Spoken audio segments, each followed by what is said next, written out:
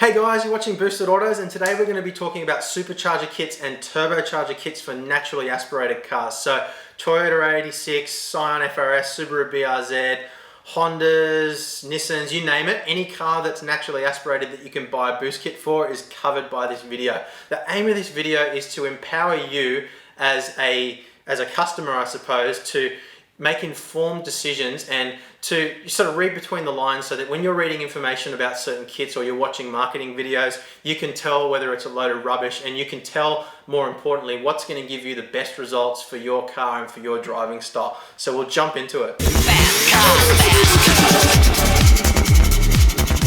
So look, this is a question that I get asked pretty much every single day. People come up to me and they'll be like, hey man, I'm looking for a supercharger kit or a turbo kit for my car.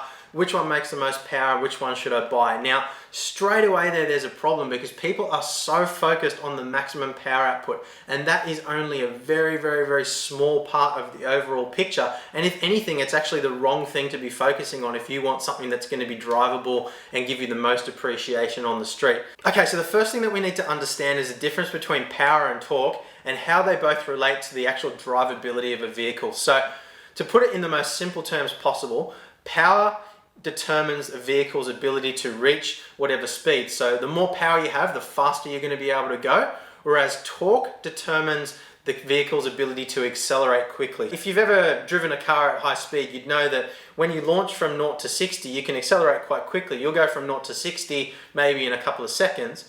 Then 60 to 100 is a lot slower.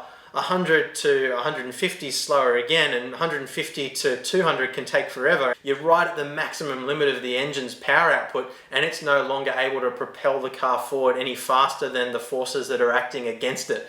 So that's what power is. Now, torque, as I said, is the vehicle's ability to accelerate. So the best way to explain that is the more torque that you have throughout a wider rev range of the vehicle, the faster it's going to feel on the street, because you can put your foot down at any point in that rev range and it's just going to take off. And what that means is ultimately you're changing gears less, you're having to worry less about whereabouts you are in the rev range. You know, the most important thing to how a car is actually going to respond and drive on the street is actually having a lot of torque throughout the rev range. Now, if you look at a dyno graph from a drag car, you'll see that they'll have a huge turbo on them generating a lot of boost, and all the power is up really, really high. So they're generating a massive amount of power and torque up high in the rev range because they don't need to worry about the low RPM stuff. They're launching at high RPM and they're just hammering it from that point on. But if you were to take a drag car and drive it on the street, it would be slower than your grandma's Camry because there's no power and there's no torque down low, because that's not the way it's designed.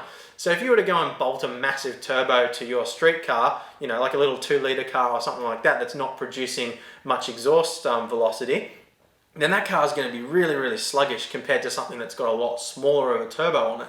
So really what you're trying to do is you're trying to find that sweet spot where you're getting exactly the right efficiency turbo for the size engine that you've got and the driving style that you want. And superchargers work the same way. So you need a supercharger that's going to generate the right amount of boost at the right RPM levels.